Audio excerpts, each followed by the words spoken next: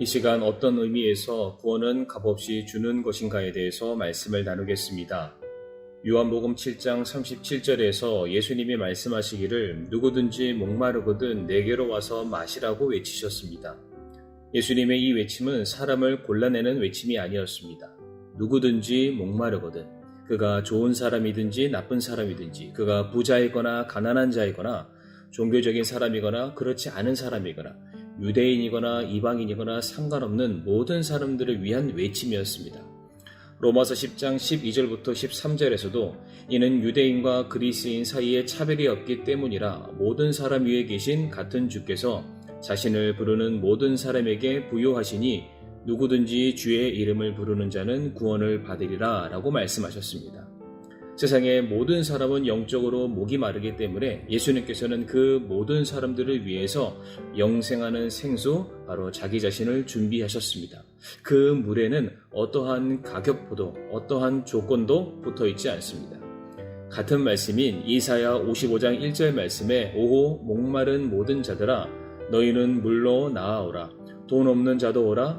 너희는 와서 사 먹되 참으로 와서 돈도 내지 말고 값도 치르지 말며 포도즙과 젖을 사라 라고 되어 있습니다.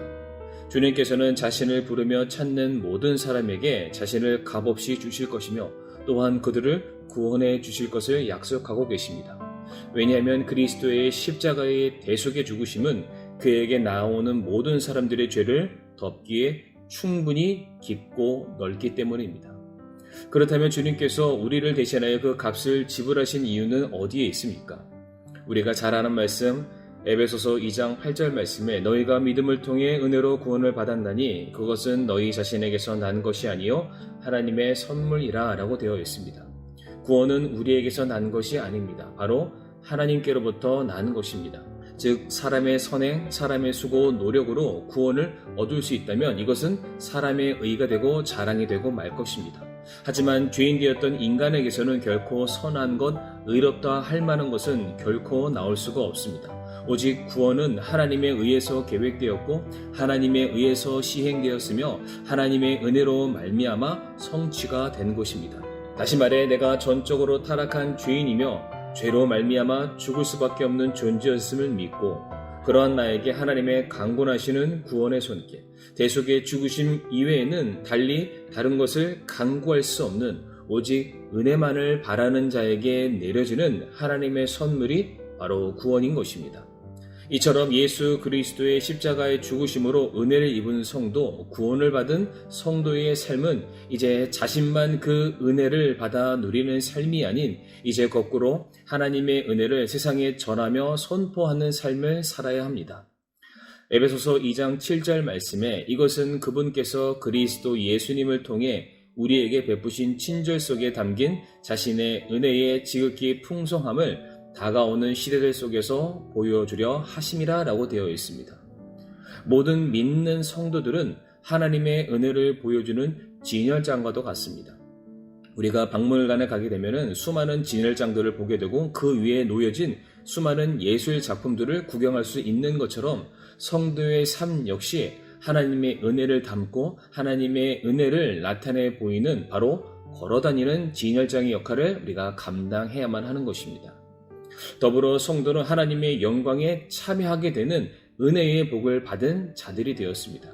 그래서 은혜 받은 성도들이라면 이제 예전에 은혜를 몰랐던 그 과거의 삶에 연연하는 것이 아니라 오늘 우리에게 부어진 하나님의 은혜에 만족하며 이제 현실의 쾌락을 추구하지 않고 세상의 권력이나 이 세상의 것을 탐하거나 타협하는 그런 삶을 결코 살아서는 안 될 것입니다.